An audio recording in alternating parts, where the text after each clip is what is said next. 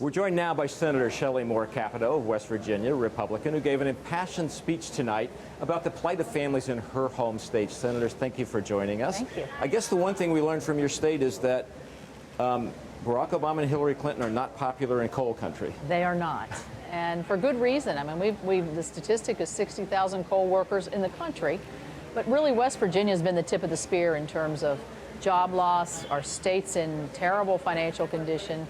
People are leaving, teachers are getting laid off. It has such a ripple effect that people don't really, I don't think, take into account. And certainly the Obama administration has not taken it into account. You know, the tone of your speech, I think, was set obviously by the conditions you see in your home state, but there was a kind of a broader attack on Hillary Clinton tonight, which makes you wonder a little bit about whether this election, as you see it, is more about stopping Hillary Clinton or promoting Donald Trump. We got more of the former and less of the latter tonight. Well, I think certainly where I'm from, it's stopping the bleeding, stopping the policies that have led to a really sense of terrible pessimism. And it's not just my state, but it's a lot of states that are suffering.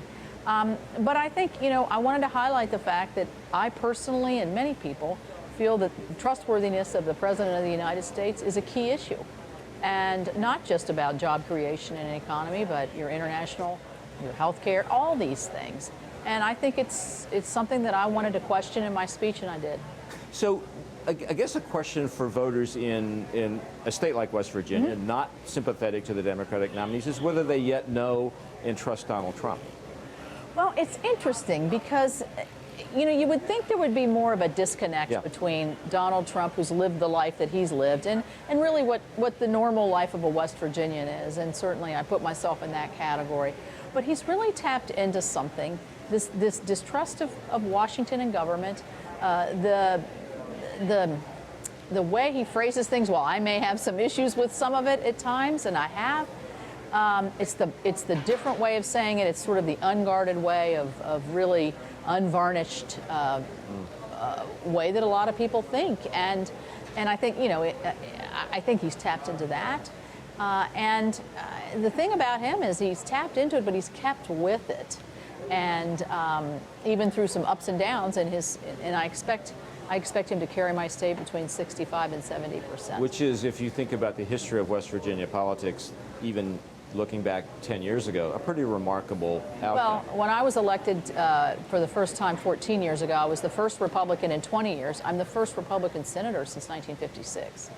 So we are a Democrat state that has definitely changed. Yeah, but I mean, some Democrats look at your state and say there's no state in the union that's turned blue to red faster and more completely than West Virginia. Well, when you have the economic conditions, and you can definitely draw a parallel to what the administration's done and other issues as well, I think they're probably right. It probably is the quickest turn. Yeah. So is this election really about economic issues? You know, we have this conversation every 4 years. Yes. What's the election about? And there are a lot of answers to that question, but you make it sound as if in your state this is still about the economy. Oh, it is.